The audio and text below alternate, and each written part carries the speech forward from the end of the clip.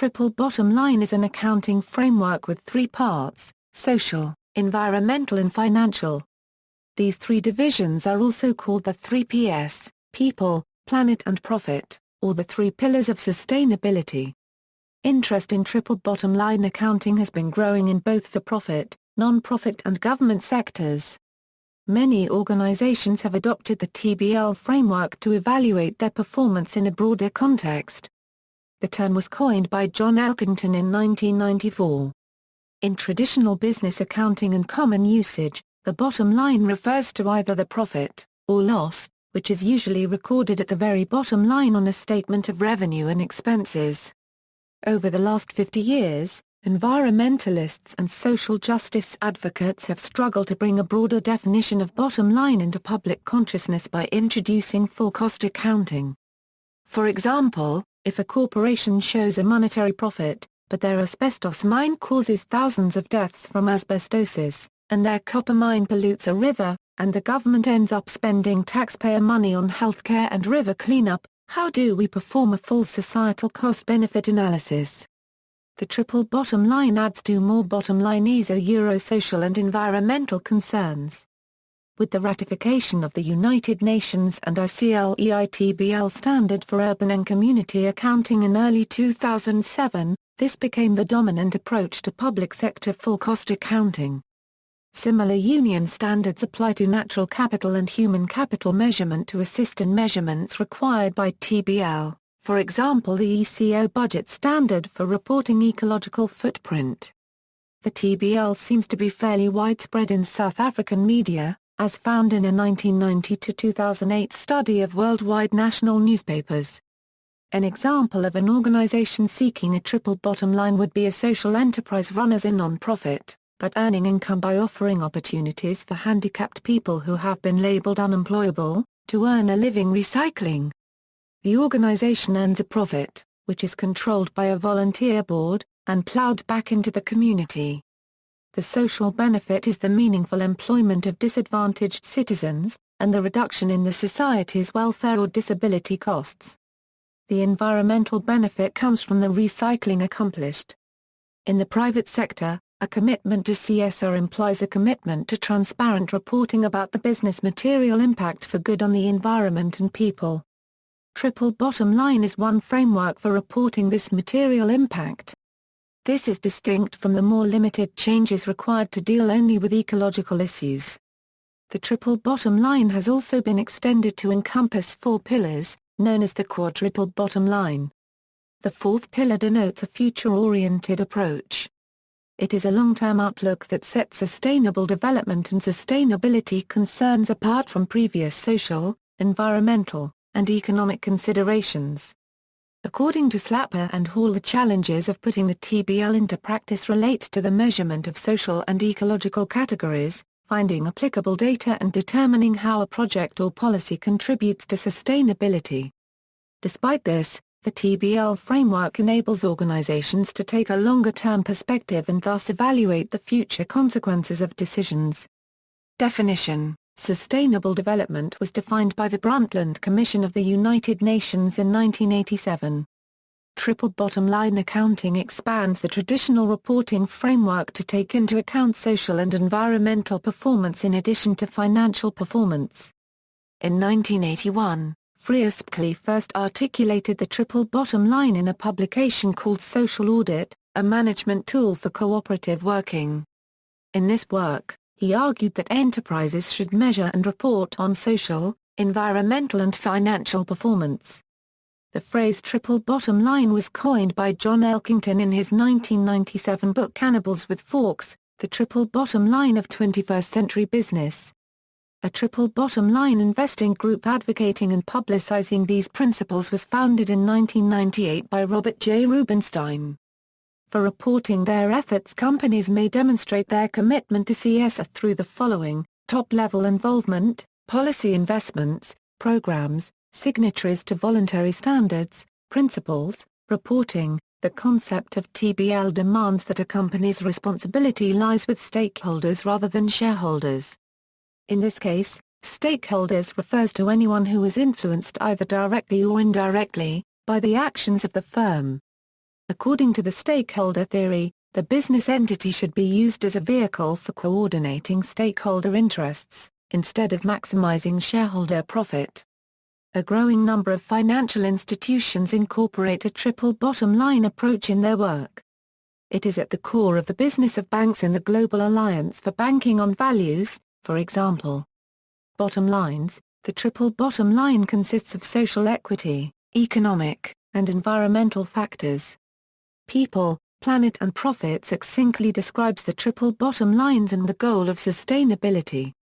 The phrase, people, planet, profit, was coined by John Elkington in 1994 while at Sustainability, and was later adopted as the title of the Anglo-Dutch oil company Shell's first sustainability report in 1997. As a result, one country in which the 3P concept took deep root was the Netherlands. People pertains to fair and beneficial business practices toward labor and the community and region in which a corporation conducts its business. A TBL company conceives a reciprocal social structure in which the well-being of corporate, labor and other stakeholder interests are interdependent. An enterprise dedicated to the triple bottom line seeks to benefit many constituencies and not to exploit or endanger any group of them. The upstreaming of a portion of profit from the marketing of finished goods back to the original producer of raw materials, for example, a farmer in fair trade agricultural practice, is a common feature. In concrete terms, a TBL business would not use child labor and monitor all contracted companies for child labor exploitation, would pay fair salaries to its workers, would maintain a safe work environment and tolerable working hours, and would not otherwise exploit a community or its labor force. A TBL business also typically seeks to give back by contributing to the strength and growth of its community with such things as healthcare and education. Quantifying this bottom line is relatively new, problematic and often subjective. The Global Reporting Initiative has developed guidelines to enable corporations and NGOs alike to comparably report on the social impact of a business. Planet refers to sustainable environmental practices. A TBL company endeavors to benefit the natural order as much as possible or at the least do no harm and minimize environmental impact. A TBL endeavor reduces its ecological footprint by, among other things, carefully managing its consumption of energy and non-renewables and reducing manufacturing waste as well as rendering waste less toxic before disposing of it in a safe and legal manner. Cradle to grave is uppermost in the thoughts of TBL manufacturing businesses, which typically conduct a life cycle assessment of products to determine what the true environmental cost is from the growth and harvesting of raw materials to manufacture to distribution to eventual disposal by the end user. A triple bottom line company does not produce harmful or destructive products such as weapons, toxic chemicals or batteries containing dangerous heavy metals, for example. Currently, the cost of disposing of non-degradable or toxic products is borne financially by governments and environmentally by the residents near the disposal site and elsewhere.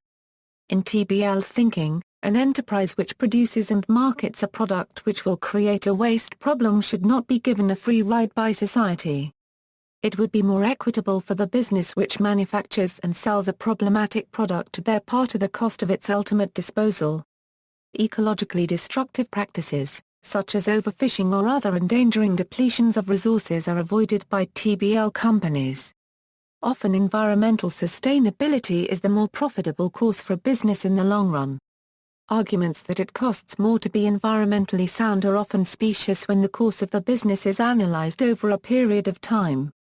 Generally, sustainability reporting metrics are better quantified and standardized for environmental issues than for social ones.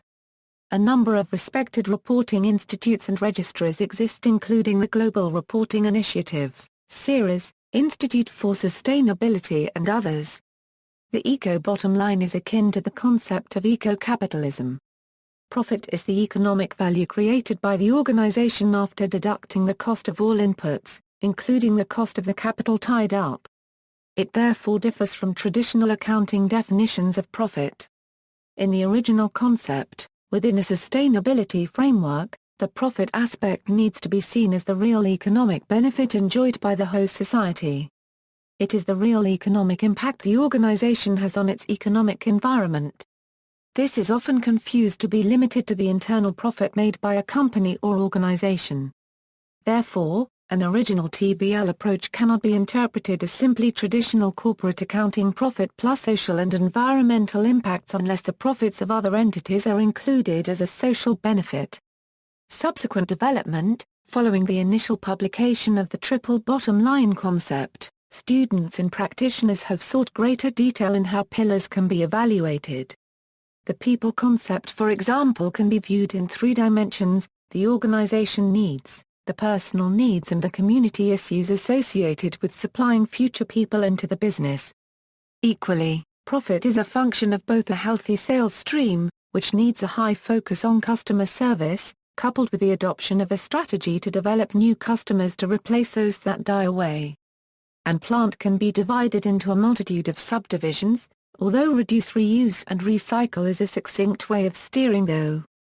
Supporting arguments: the following business-based arguments support the concept of TBL. Reaching untapped market potential: TBL companies can find financially profitable niches which were missed when money alone was the driving factor. Examples include adding ecotourism or geotourism to an already rich tourism market such as the Dominican Republic, developing profitable methods to assist existing NGOs with their missions such as fundraising, reaching clients, or creating networking opportunities with multiple NGOs, providing products or services which benefit underserved populations and/or the environment which are also financially profitable. Adapting to new business sectors: since many business opportunities are developing in the realm of social entrepreneurialism, businesses hoping to reach this expanding market must design themselves to be financially profitable, socially beneficial and ecologically sustainable, or fail to compete with those companies who do design themselves as such. For example, fair trade and ethical trade companies require ethical and sustainable practices from all of their suppliers and service providers. A business which is planning to work with fair trade or ethical trade companies must design their business model to be TBL. Fiscal policy of governments usually claims to be concerned with identifying social and natural deficits on a less formal basis. However, such choices may be guided more by ideology than by economics. The primary benefit of embedding one approach to measurement of these deficits would be first to direct monetary policy to reduce them, and eventually achieve a global monetary reform by which they could be systematically and globally reduced in some uniform way.